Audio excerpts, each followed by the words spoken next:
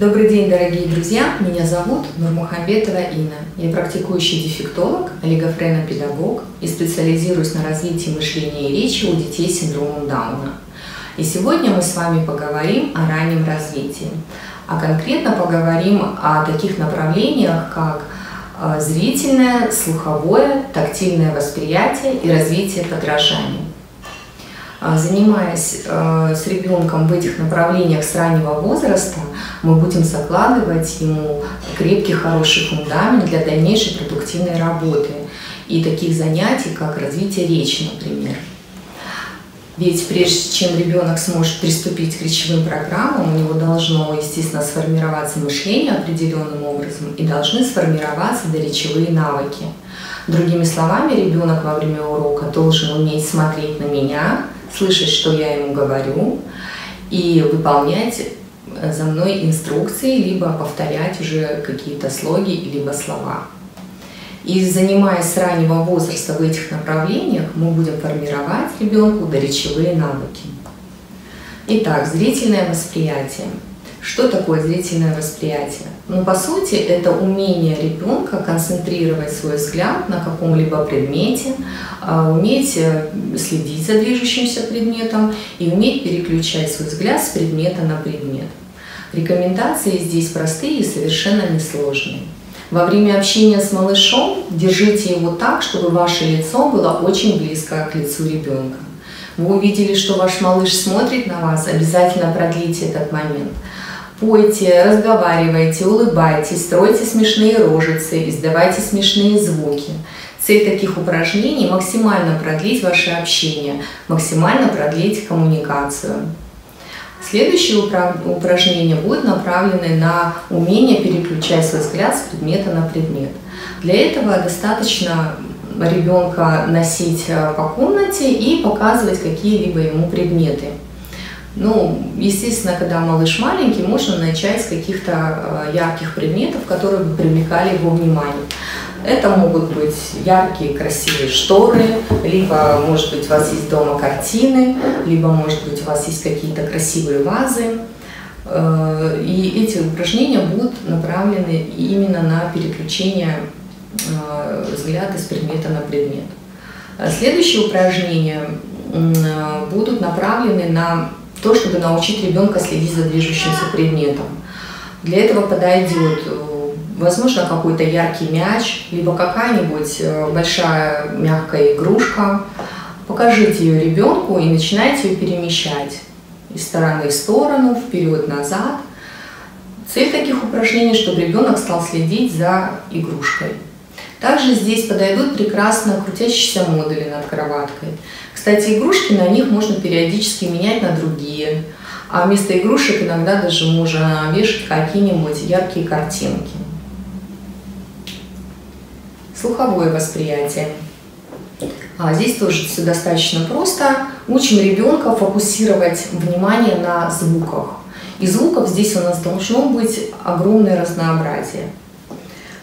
Что мы можем делать?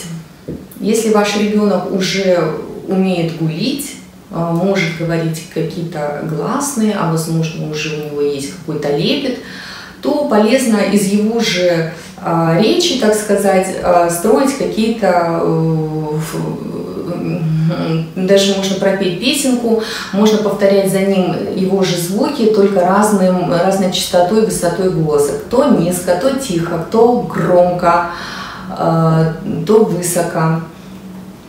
Также мы должны побуждать ребенка играть в звучащие игрушки. Их должно быть тоже достаточно много, все они должны быть в идеале разные по звучанию, что здесь может быть, ну, естественно, различные погремушки, шебуршалки, пищалки, колокольчик хорошо пойдет для этих занятий. Здесь здесь нужно помнить, что игрушка она должна быть удобная для того, чтобы ребенок мог ее взять в руку. Вот, и побуждаем ребенка играть с ними. Все просто, показываем ребенку, что игрушка, вот она звучит вот так, ну давай ее вкладываем в ручку, позвучит и теперь. Полезно также данной игрушкой погреметь возле уха над ушком ребенка, посмотреть его реакцию, цель таких упражнений, чтобы ребенок оборачивал голову на звук, погреметь над другим ушком. И то же самое он должен обернуться на звук. Если вы видите после очередных упражнений, что ребенок не реагирует на звук, есть серьезный повод обратиться к врачу и проверить слух. Помните, это очень важно. Также здесь полезно слушать музыку, различную музыку. Музыка должна быть разночастотной и разнорезонансной. У меня, в свою очередь, я сделала целую такую огромную коллекцию. У меня и сольные произведения фортепиано, скрипки, балалайка, гитара, саксофон, труба, арфа, гусли, чего только нет. И в том числе и оркестровые какие-то произведения классические, и даже рок-музыка. И все это у меня ребенок слушал. И все это нам помогало, все эти упражнения, они будут направлены на развитие фонематического слуха. Фонематический слух – это очень важная такая вещь. У наших детей постоянные проблемы с фонематическим слухом, с фонематическим восприятием. И это отражается потом на речи. В речевых программах, конечно, это о себе дает знать. И еще такой важный момент – музыка должна быть в идеале на хорошей аппаратуре какой-то звучать. Но если нет все-таки хорошей аппаратуры, но старайтесь все равно не пренебрегать данными упражнениями, они очень важны. Для детей уже немного постарше полезно развивать неречевой слух. Это распознавание домашних звуков. Что мы сюда относим? Стук в дверь, звонок в домофон, звонок телефона. Возможно, это шум стиральной машинки. На улице это шум мотора машин и так далее. Здесь мы должны ребенка заинтересовать, проявлять интерес, научить его проявлять интерес к данным звукам. Мы должны, если звонит в домофон, там папа пришел с работы, мы непременно должны сказать: ты слышишь, что это за звук? Пошли посмотрим, что это звучит. Ой, это же домофон, а кто там пришел? Вот и папа пришел. Господи, а это ты слышишь, что это за звук? Что это там такое? Это же машинка, там вещи, вот это да.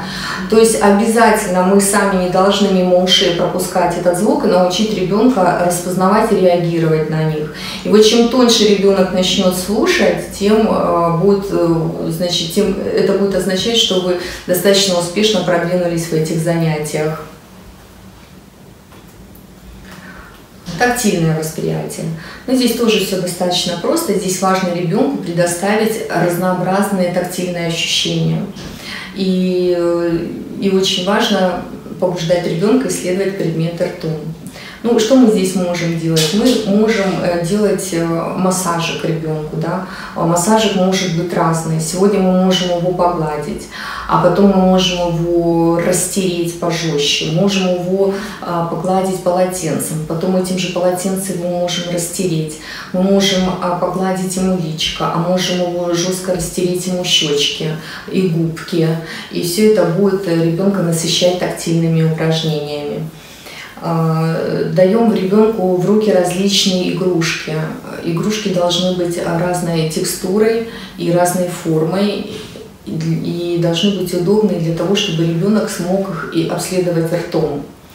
Ну, что здесь можно будет приобрести? Вот у меня сын уже взрослый, но осталась замечательная игрушка. Вот это бусы у него такие. Они все тут разные текстуры. Вот какие-то вот обвязанные ниткой, какие-то деревянные, какие-то вот силиконовые есть. Здесь вот вообще вот просто как сушка. И вот удобно их брать ему было в руки и ощупывать. И вот эта замечательная такая вещь у меня сохранилась еще от своего ребеныша маленького.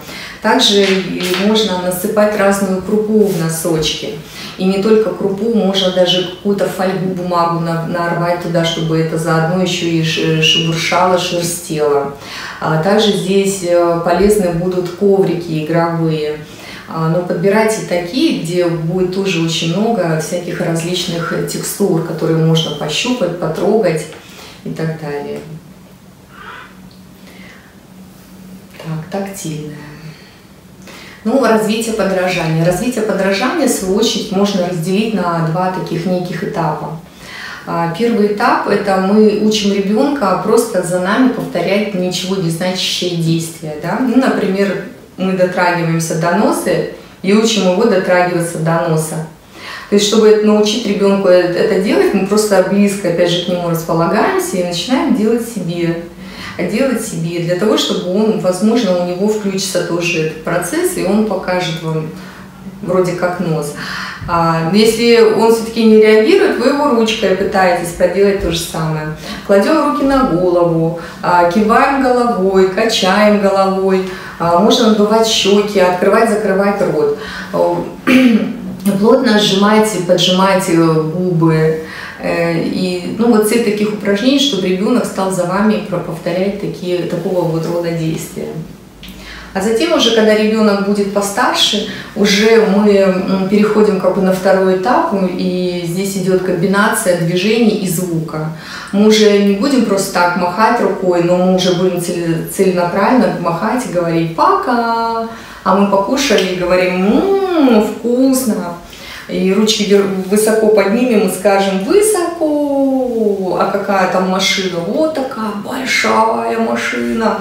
То есть здесь уже мы будем вкладывать такой некий смысл, это уже будут такие какие-то некие наши первые инструкции. Вот. На этом моя лекция подходит к концу.